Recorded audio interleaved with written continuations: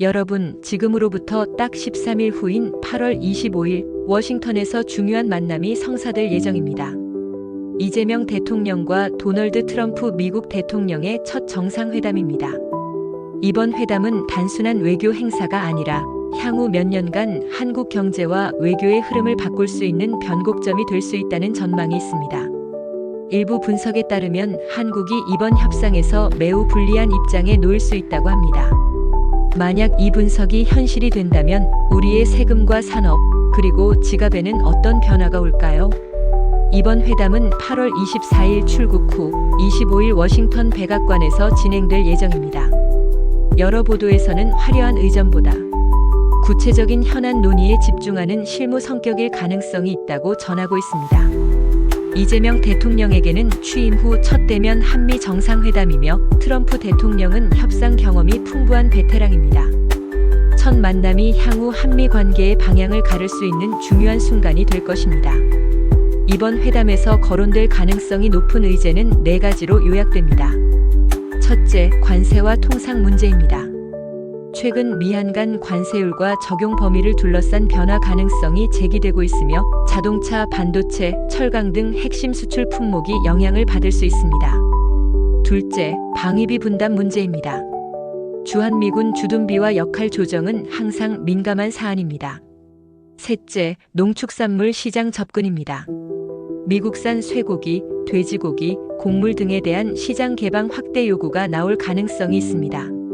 넷째, 첨단 기술과 공급망입니다. 반도체, 배터리, 핵심 광물에서의 협력 강화와 대중국 견제 간의 균형이 중요한 과제가 될 것입니다. 트럼프 대통령의 협상 스타일은 거래 중심과 고강도 압박으로 요약됩니다. 상대가 양보할 때까지 요구 수준을 높이는 방식이며 특히 신임 지도자나 정치적으로 불확실성이 큰 국가에는 초기부터 높은 요구를 제시한다는 평가가 있습니다. 이러한 패턴은 과거 북미 정상회담과 일본과의 무역 협상에서도 확인된 바 있습니다. 한국이 불리한 이유는 크게 3가지로 정리됩니다. 첫째는 이미지 변수입니다. 일부 해외 보도에서는 한국 새 정부의 대외 정책 성향에 대해 여러 해석을 내놓고 있습니다. 사실 여부와 관계없이 이러한 인식이 협상 조건 강화로 이어질 수 있습니다. 둘째는 시간적 압박입니다. 취임 초기에는 국내 정치 기반이 안정되지 않아 대외 협상에서 사용할 수 있는 지렛대가 약합니다. 반면 미국은 경험과 정책 일관성을 바탕으로 의제 주도권을 잡을 가능성이 큽니다. 셋째는 경제적 취약점입니다. 대미 무역 흑자 구조는 관세 인상의 명분이 될 수 있고 중국과의 경제 의존도는 미중 갈등 속에서 압박 카드로 활용될 수 있습니다. 구체적인 압박 가능 시나리오는 4가지가 있습니다. 첫째, 농축산물 시장의 추가 개방 요구입니다. 미국산 쇠고기나 곡물 등에 대한 관세 인하와 쿼터 확대가 포함될 수 있습니다. 둘째, 자동차와 반도체에 대한 관세 인상 카드입니다. 한국의 핵심 수출 품목에 고율 관세를 부과하겠다는 압박이 올 수 있습니다. 셋째, 미국 내 투자와 구매 패키지 확대 요구입니다. 대기업의 미국 공장 건설과 에너지 구매 확대를 요구받을 수 있습니다. 넷째, 방위비 분담과 역할 증대입니다. 분담금 증액과 추가 군사 역할 확대가 포함될 수 있습니다. 최악의 경우는 과도한 양보입니다. 이 경우 즉시 나타나는 영향은 미국산 농축산물 가격 하락으로 인한 국내 농가의 수익 감소, 대기업의 해외 투자 확대에 따른 국내 투자 위축, 그리고 방위비 증액으로 인한 재정 압박입니다. 6개월에서 1년이 지나면 국채 발행이 늘어나고 그 결과 세금 부담이 커지며 산업 경쟁력이 약화될 위험이 있습니다. 중간 시나리오는 선택적 양보입니다. 농축산물 일부 개방과 방위비 소폭 증액, 그리고 첨단 공급망 부분 협력을 통해 최악의 상황은 피할 수 있습니다. 그러나 핵심 갈등이 유예되어 재협상 부담이 남게 됩니다. 최선의 시나리오는 상호호혜입니다.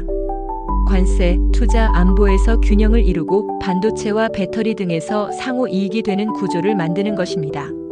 하지만 첫 회담에서 완전한 대등 협상안을 이끌어내기는 쉽지 않다는 전망이 많습니다. 결렬 시나리오도 있습니다. 트럼프 대통령의 요구를 거부할 경우 환율이 급등하고 주가가 하락하며 관세 장벽이 강화되는 등 단기 시장 충격이 예상됩니다. 또한 군사 협력 재검토 압박이 가해질 가능성도 있습니다. 회담 이후 초기 보도는 성과를 강조할 수 있습니다. 그러나 산업별 영향은 수개월 후 실제 지표로 드러날 것입니다. 13개월 후에는 수입 가격과 업종별 실적 변화가 나타날 수 있습니다. 612개월 후에는 농가 소득이 줄고 세금 부담이 증가할 수 있습니다.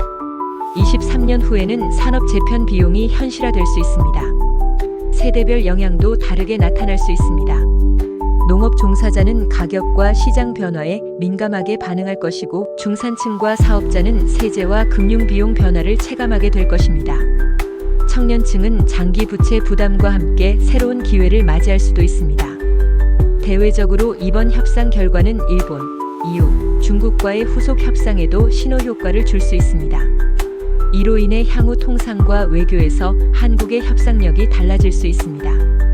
8월 25일 이번 회담은 단순한 이벤트가 아니라 한국 경제와 외교의 향방을 가를 중요한 분수령이 될 것입니다.